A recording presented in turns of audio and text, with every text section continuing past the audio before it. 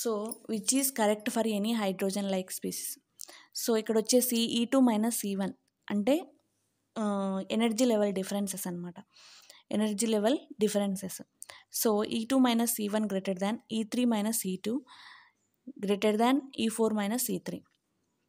So E2 option 2 వచ్చేసి E2 minus E1 less than E3 minus E2 less than E4 minus E3. Or option 3 వచ్చేసి ఈక్వల్గా ఉంటాయా values. So option 4 వచ్చేసి 1/4 are 1/9 of ఈ విధంగా ఉంటాయి వాల్యూస్. సో కరెక్ట్ ఆన్సర్ వచ్చేసి ఫస్ట్ వన్ అవుతుందన్నమాట.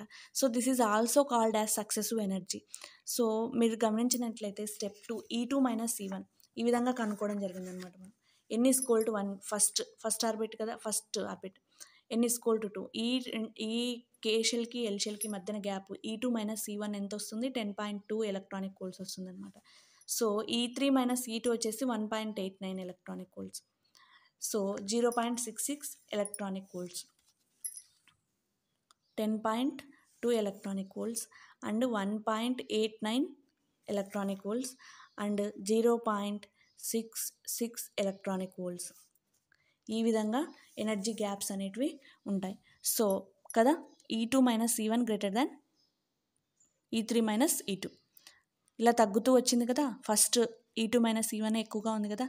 So this is the correct answer అనమాట. It is also called successive energy. So it is very very important. So గుర్తుంచుకోండి,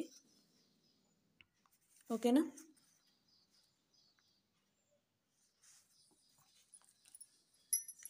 so option 1 is the correct answer.